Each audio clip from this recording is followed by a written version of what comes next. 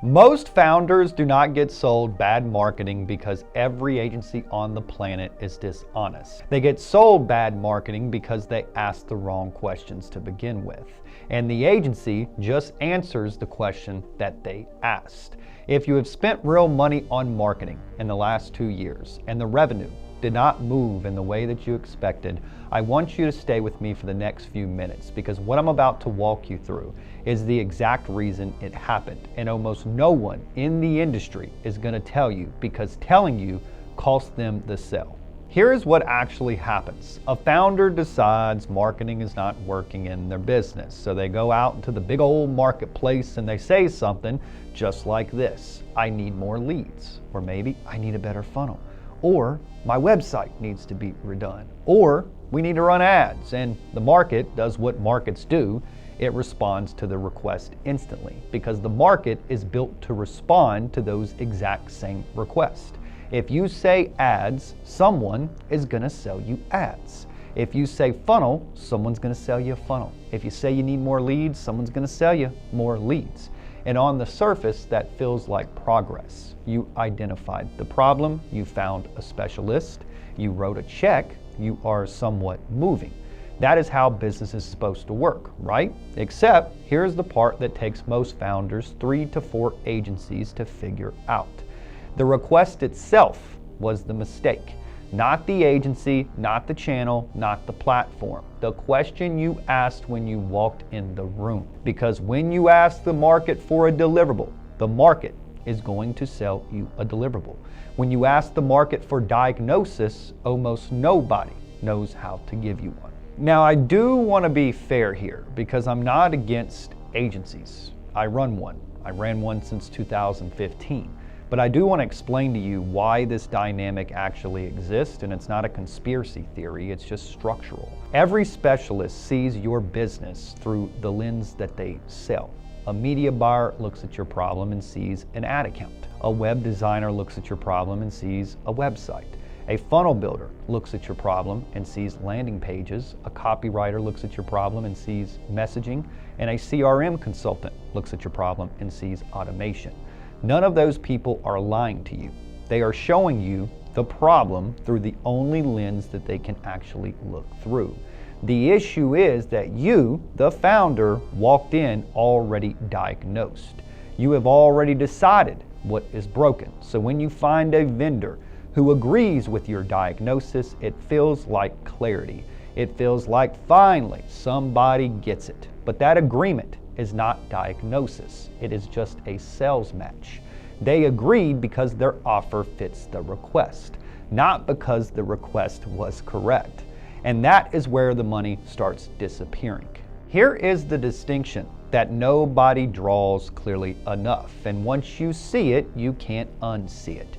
Because there is a difference between a symptom and a constraint. A symptom is what you notice. A constraint is what is actually limiting the result. So the founder in a business notices, we're not getting enough leads. That is a symptom. They go and try to fix the symptom. They pour more money into ads, they get more leads, and revenue still does not move. Why? Why does this happen? Because the constraint was not lead volume. Maybe the constraint was that the sales team takes 19 hours to call a new lead back, and by then the lead is cold. Or maybe the constraint was that the offer is not different from anything else in the market. So even good leads ghost after the first call. Or maybe the constraint was that the application form filters in the wrong people. So you are paying to book calls with prospects who were never going to show up, let alone buy. More leads does not fix any of that. More leads make all of that more expensive, because now you are paying acquisition cost on top of a system that can't even convert. And that is the trap. The symptom is loud. The constraint is quiet. And almost every agency in the market is in the business of fixing what is loud. So here's what this cycle looks like from the inside. And if you have lived this, it's going to sound very familiar. You hire one agency, they built a deliverable that you asked for, It does not move the needle the way that you expected. You blame the agency, you fire the agency, you go hire agency number 2, same deliverable category, different team, maybe slightly better execution if you're lucky, but it still doesn't move the needle for the business. Now, what do you start doing? You start blaming the channel. Maybe Facebook does not work for our business. Maybe SEO is dead. Maybe webinars don't convert anymore. So then what do? You start switching channels. You rebuild the funnel. You change the offer again. You redo the website. You hire a new closer. You install a new CRM, and you go through this. And 18 months in, you have spent 6 figures, and the business is exactly where it started 18 months ago. And at some point, you start wondering as a founder, is it even possible to market this business? Does marketing even work for it? And that is usually the moment that a founder either gives up on growth altogether, or they finally start to ask a different question. Because the pattern was not that every agency failed you. The pattern was that nobody was hired to diagnose the entire system. Every vendor was hired to fix a piece, and the system does not get fixed one piece at a time when you do not know which piece is actually broken. So if the wrong question is, who can build me a funnel? What is the right question? The right question is this: where in our client acquisition system is qualified attention failing to become collected revenue that then converts into cash collected? You see, that is a longer sentence and a better question. It's also not as satisfying to ask, because you can't put it into a Google search and instantly find some type of vendor that's going to magically solve all of your problems overnight. But it's the only question that actually leads to somewhat useful, because it forces you to look at the whole machine end to end instead of pointing at one piece that feels broken. Maybe your constraint is positioning, and no marketing channel will save that until it's fixed. Maybe the constraint is your offer architecture. Maybe it's speed to lead. Maybe it's the gap between what your ads promise and what your sales call actually delivers. Maybe it's you are attracting the wrong avatar entirely into your funnel, and the more that you scale, the worse it's going to get. You cannot know until somebody actually looks at the system from the front all the way to the back, from start to finish. And almost no one is going to look at that system, because looking at that system does not sell a deliverable.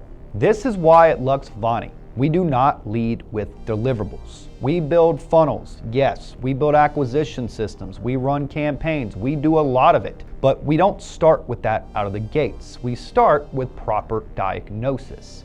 Because if the diagnosis is wrong, the deliverable is just an expensive decoration. A beautiful funnel pointed at the wrong belief, guess what? It don't convert. A great ad driving traffic into a weak offer, guess what? It don't scale. Execution only matters when it is aimed at the actual constraint in the business. That is the standard. Diagnosis before prescription.